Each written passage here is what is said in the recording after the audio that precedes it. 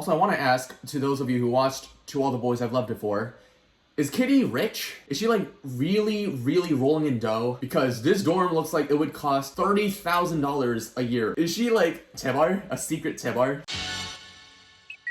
Yes, I officially accept.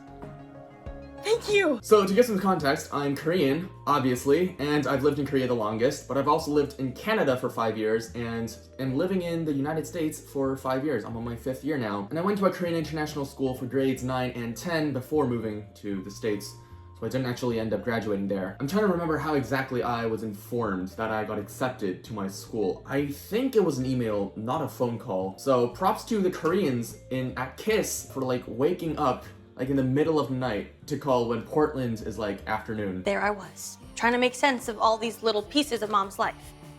Who's this dude? Obviously, I can't speak for every single international school. I can only speak for my own, but I've also visited a lot of international schools because I was on the swim team, so we had swim meets at other high schools. Definitely we did not have high school uniforms. Definitely not. I could basically wear this to school. Does not matter. I thought uniforms were more like for Korean public schools, aren't they? But yeah, definitely haven't seen any uniforms at any international school I visited. The Korean Independent School of Seoul, one of the top international schools in the world, is the same one Day goes to. I feel like this is like a very big glaring hint to KIS, which is a real school. It's called Korea International School. We never really pronounced KIS as KISS, except there was a school called YISS, Yongsan International School of Seoul, I think that's the name.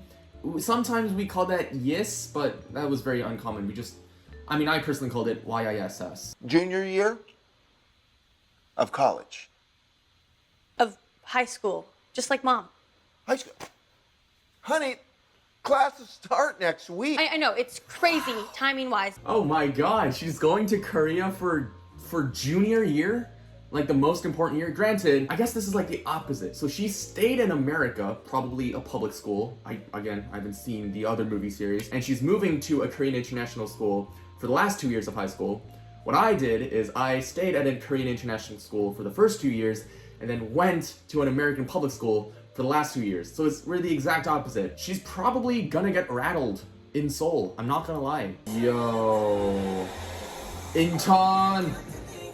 Let's go, Incheon. I think this is actually Incheon. This must be. This is kind of weird to see because, I haven't been to Korea in 5 years?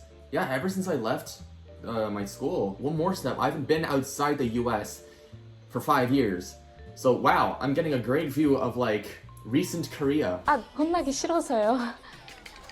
나한테 찍히는 게 더 싫을 텐데. Classic rich girl character in K-dramas. Yes, obviously we need one. I guess obviously you're gonna end up with a lot of rich kids at international schools. First of all, well, it's not free. There is a big tuition, and I don't know what the new rates are, but yeah, a lot of celebrities' kids go there, lots of rich people, whatever. Yeah, you get the point. I came by myself. Oh, well, there are a ton of American kids at KISS, so you'll feel totally at home. Half the school is foreign. Half the school is foreign? Oh my god. That's very different from the high school I went to. Like, there were like 400 people in our high school, right? I swear, there were probably less than 5 foreign kids in the entire high school. And they're like kids of teachers, because teachers are foreigners, and so their kids would go there. But that's like the only foreign kids you would see. As I've said, I visited other international schools, and they had more diversity, definitely, than our school did. Oh my god, in this one frame I already saw like more foreign people than our entire high school did in like 2 years. So what international school campuses kind of look like, at least for my high school, is that basically K to 12, everything is like on that same campus. We had a separate building for elementary and middle, and then we had a separate building for high school. And then in that high school, in a little subsection, there was kindergarten and like preschool, I think. I will say like probably the prettiest campus I've seen in an international school is probably Chadwick. Chadwick was great. Oh, Professor! Do you need a TA? Because lucky for you, I'm available. I think the professor was Korean there. So for teachers in our high school, like 99% was like foreign. They're like white. My math teacher was Korean and my music teacher was Korean. Those are like the only 2 Korean teachers I ever had. But like everyone else you see, they're basically American. And classes are taught in English, obviously. It follows the American curriculum. So yeah, you speak in English during class, but then after class, a lot of people just resort to Korean. For me, I just stuck with English the entire day. One thing I had heard about international schools before I joined was that since this is a school in Korea, but it follows the American curriculum system, you're gonna have double the amount of holidays. Unfortunately, that's not the case. I think we only followed like Korean holidays. Did we even have Thanksgiving? I don't even remember. Your name? Catherine Songcovey. Kitty to my friends. Will you be living in the dorms? Yes. There's a dorm? What? I guess the concept here is like, it's a boarding school? I've never heard of dorms. Are there dorms in Korean international schools? My school definitely did not. Like, definitely not. Did the other schools have it? You know, I'm not gonna lie, I can probably see Chadwick having a dorm. But you've been sneaking around all summer. Something is up with you. Also, oh my god, how are their English is like really good. Am I just used to like the Hollywood version of trying to speak in foreign languages in like broken ways? Because this is like next level English I'm hearing from these guys. I guess that's somewhat similar to comments I've seen in my YouTube videos. Like, oh my god, you have no accent, or how are you so good at English? I guess same thing could be for them. Maybe they lived abroad for like many years, or like they were born abroad. I have to meet some families down at the welcome table. Also, I just realized, not only was the English professor Korean, the receptionist was Korean, the desk regarding days, whatever, tuition was also Korean, principal's also Korean. So is it like, has the diversity like flipped between my school and this school? Because like all the faculty there, including headmaster, vice principal, or whatever, they were all like foreigners, and all the students were Korean. This seems like kind of like the opposite. Kitty Songcovey, new student. I think my mom might have been here at the same time as you. Yes, I'm noticing that she's the only one wearing a school uniform. So I think my what I said earlier in the video is right. They don't have uniforms. I think she's like 20 years too late. Good, she took her shoes off. That's good. Is this the dorm? Oh my god. Not even university dorms, man, look like this. The new NYU dorm we have is not even this close. I mean, wow, they must have like loads of money. They're rolling in dough, man. Even if we did have dorms, I probably wouldn't have lived in it because I literally lived a subway ride away from my school. So it was very easy to get to school in the mornings. We had school buses, obviously, and in grade 9, I rode a school bus, except I really got tired of it because bus always stops in front of our apartment at like 7:10 a.m. So if you miss that, you have to take the subway anyway. So there's not much freedom. So in grade 10, I took the subway. I didn't take the bus. So yeah, what my daily schedule would look like is I would have to wake up at least 6:20 to 30, eat breakfast, right? And then get ready by like 6:50, get out, and then catch the bus or ride the subway at 7:10. Going there takes like 40 to 50 minutes. Class starts at 8, and then it ends at 3, coming back, and then it's 4 p.m. Literally, I don't know how I functioned with that schedule. I don't know how I woke up at 6:30 every day.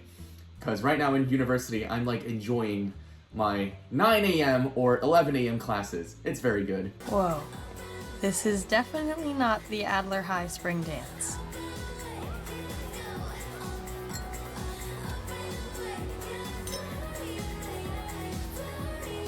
We definitely didn't have a welcome party.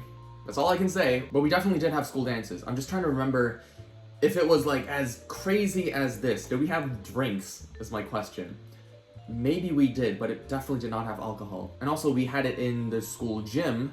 I don't know where this is, but it's definitely not the gym. I remember in my school dance, the guys had to wear like suits. The concept was snowball. I don't know if that's a like a general term that exists elsewhere outside of our school, or if it's like a very specific term that our school used for that event, but it was snowball, and basically girls dressed up in dresses, guys wore suits. I remember this one guy though, he showed up in a pink hoodie, and he was like, what is going on here? Yeah, he definitely did not get the memo. Funnily enough, there was no memo. There was no dress code. People just knew how to dress. So I was really surprised by that. It's happening. He's here. He looks better than I could have ever imagined. That's a very accurate depiction of what we all wore, basically. I mean, probably not the black inside, but like suit, like full suit and everything. I would say that Q and the other Korean guy, I'd say they're underdressed. Actually, most people here are very underdressed. But again, This is a welcome party, not a dance. Oh, excuse me.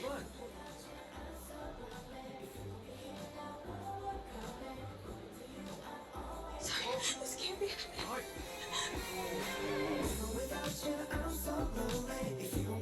What? That's where it ends? Oh my god. So, that was the first episode of XO Kitty. I feel like it was a fairly accurate representation of what international schools are like. When I lived in Korea, I didn't know anything about international schools. I actually didn't even know they existed. And it must have been the same case for other Koreans as well, because when the Korean trailer for XO Kitty first came out, many people in the comments were like, oh my god, I've never seen anything like this before. It's such a novel concept. Like, I wonder how they're gonna, like, tell the story based on this setting. It really feels like a whole different place, a whole different world. Like, when I first saw, like, the international schools' websites, when I was applying to them, it feels like, wow, these places like these exist in Seoul. This is basically America, like a miniature America in Seoul. Obviously, this is only the first episode out of, like, 10 or something like that.